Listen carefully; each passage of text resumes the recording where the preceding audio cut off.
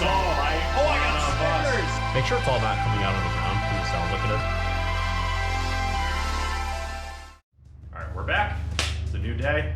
The next thing I gotta do here is flatten this shroud out so that I can mount the radiator fan directly on the flat part of this so that it's not contacting the front of the engine from where I did the fan clutch delete. So for that, I think I'm gonna need probably a Dremel tool that I don't have to be able to cut all the way around this to get rid of this lip. And then hopefully this will take 20 hours and be a royal pain in the ass. But it should be fine.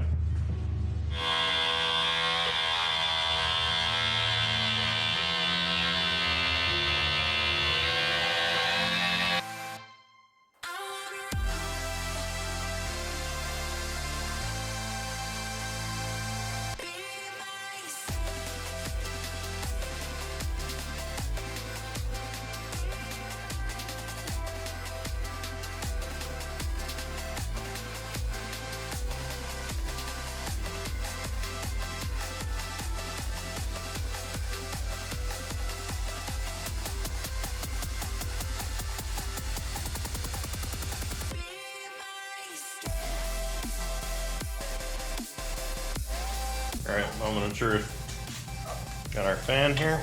If I just cut out this one spot, measure not at all and cut 14 times.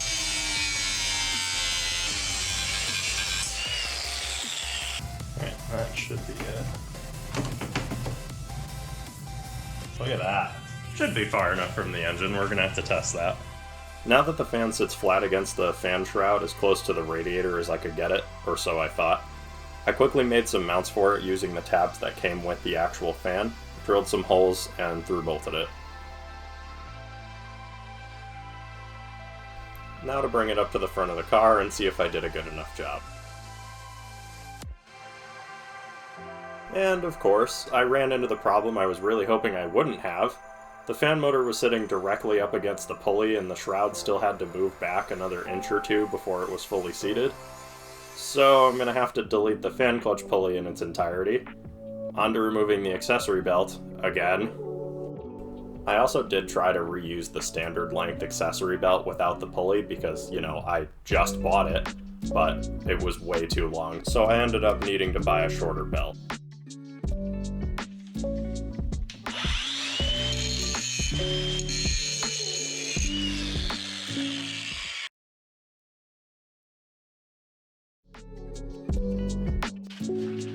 Alright, I managed to get a 47-inch belt.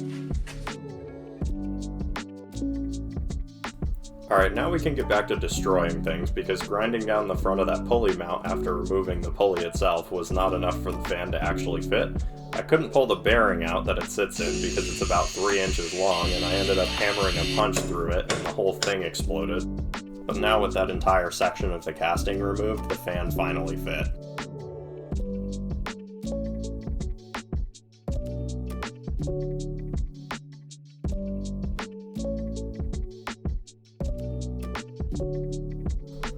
At this point I had John coming over to help me put the actual radiator in, so I had to get the whole shroud bolted into place and ready for that.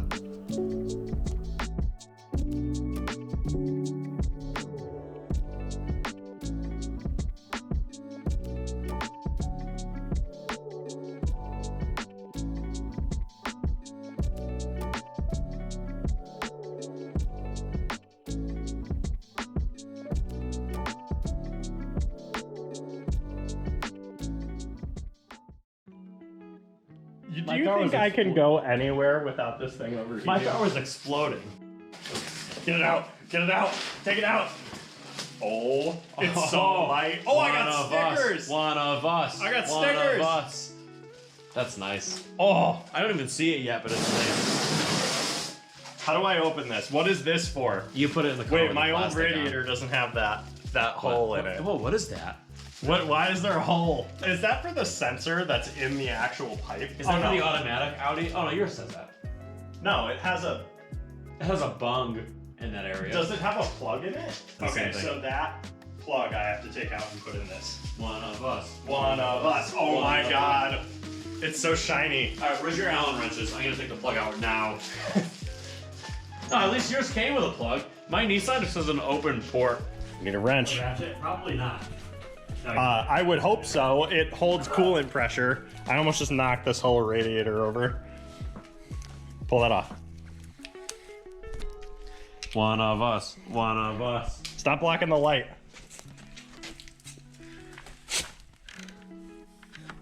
Get the plug out. Get the plug out. Plug. Damn, it's actually really tight. I should probably put like thread sealer on there or something. No, because that port is probably sealed from the rest of the radiator.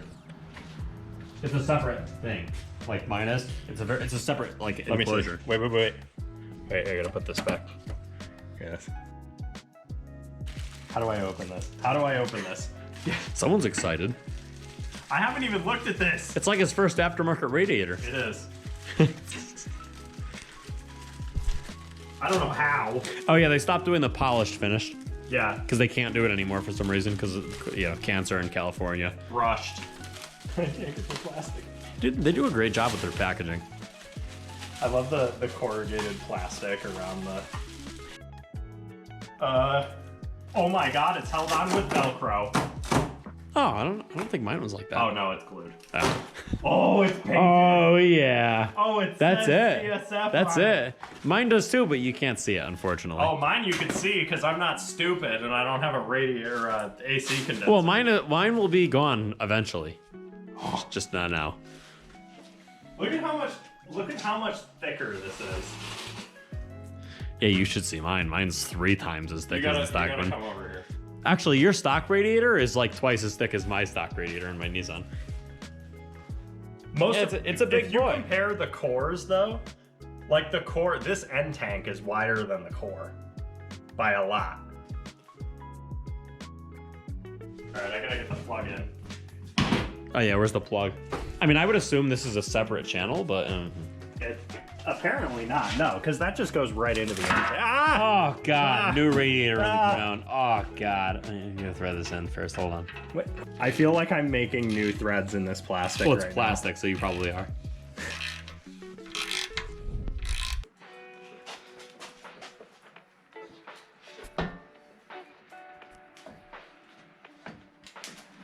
Oh, you need to have, or we're gonna do this like nice AC system in our street car that we're building, and I'm like,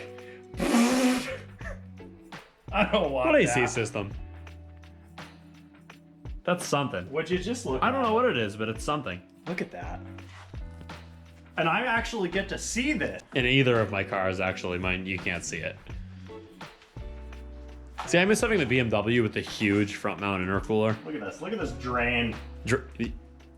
Drain. Oh, Yeah. mine's on the bottom. That's because they assume when you have an Audi or a Volkswagen, just doing something as simple as flushing the coolant, that you have to take the entire front end off. Yes. Well, no. If it was on the bottom, you wouldn't be able to take the plug out at all. That's There's even no- worse. Yeah. There's no access to the bottom. That is heinous. Look at there's nothing. Oh my god, I have so much room between the fan and the radiator. I ground the bolts down on the fan just so it wouldn't touch the radiator. It's nowhere. Yeah, mine touches everything. So I told you, I had like tons of room for this radiator. yeah, tons of room. Well, the fan, right, is close, but it's not gonna touch. But the radiator itself, I mean, nice. Slide that in there and push it back far enough for this. Where's to the go in bolt? it. It's not a bolt. Or whatever that thing is. It's like I actually liked how this worked because you just squeeze this and then the whole thing comes out. But All right. just clicks into place. Hang on. It's because I put this side in. Hang on. Ow! Oh, you just push it down, huh? No, don't do that. know, You're gonna don't break the impale whole me. car. Oh god.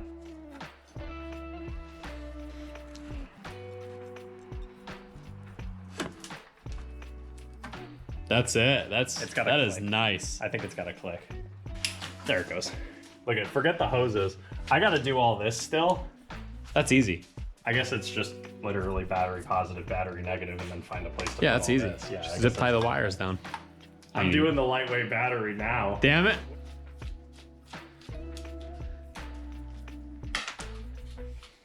Those are gone. Those are gone as well. Now I just need to figure out how to make a tie down for this. This is about like 10 pounds maybe? 8. It is 8.6 That pounds. is maybe 50 pounds. So it is literally literally a big difference. 1/10 the size. I need to get one of these to take more weight off the front of my car. I need as much weight off the front and as much weight in the back as physically possible. Well, we can start making ballast. I don't even need ballast. I'm just gonna keep the spare in the trunk until I have the roll cage in. True. The half cage in the back, because I think that'll help, even though that's weight over the rear, and then the cage is weight just behind the driver. So it's in front of the rear axle, but I'll have to tighten these. But yeah, we're gonna put this in too. All right, I got my clip. I can't see, where's my, oh, I blinded myself. Look at how easy it is to install and uninstall these clips when the car isn't like trying to fight you the entire I've done time. it 40,000 times. It's that was so easy to put in because it's not completely rusted to I didn't think that they weren't stainless. Oh, these ones aren't either. These are probably God. these are probably the exact clips that we just pulled out of the Yeah, other but they ones. lasted 20 years, so. Yeah, I bought the ones that were $3 instead of the ones that were $5. I gotta get the bottom one on, and I don't know how I'm gonna do that. All right, top one's on. Bottom one. I gotta get the clip in there somehow. All right, time to start splooging coolant into this thing like nothing else. All of it? Yeah, I'm assuming. whole container. Why is it purple? Make sure it's all not coming out on the ground because it sounds like it is. So the coolant's in the car, radiator is all hooked up, everything is currently gravity bleeding until we finish this whole project, and then I can finish bleeding the car while it's running. One thing I did notice just now is the new radiator actually hits this here, so I probably do want to space this out a bit. Which is good that I need to change the mounting location a little bit because I broke both this bolt and this bolt in half when I went to take this out. I was just gonna send it, but I don't think that's gonna work. With the oil cooler mounted securely, I now had to deal with all the wiring for the fans and getting my AGM battery put in. It didn't look too bad for the wiring, just some simple connections I needed to put on, and I by no means am an expert in wiring, so if I say it was pretty straightforward, then it's probably pretty straightforward. Anyway, I removed the old battery, routed the wiring harness, dropped in the new battery with my custom tie-down that I literally made out of a piece of IKEA furniture that I found in my shop, and that was it. Alright, so I did just test that battery because I've had it sitting in the back of my shop for a little while. The fans are all wired up. The battery tested at 10.5 volts. I know the voltage is low. I want to see if my fans work. Oh, I hear fan noises. They're not very loud or powerful at the moment, but they're on. All right, go ahead and shut that off. I'm gonna have to jump this battery anyway, but at least I know my stupid wiring kit that I got on eBay actually works. We're actually almost done with this entire project, which is really nice.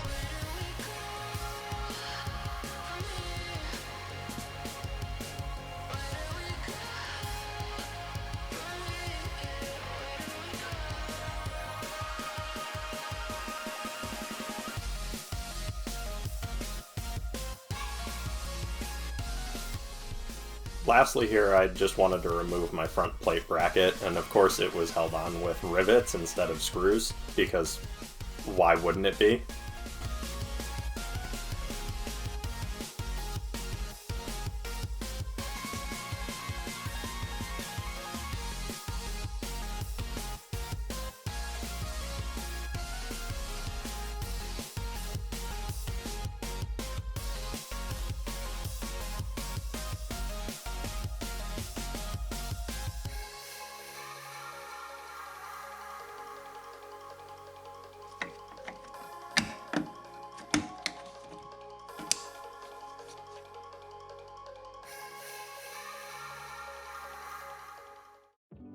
Alright guys, that's going to do it for today's episode.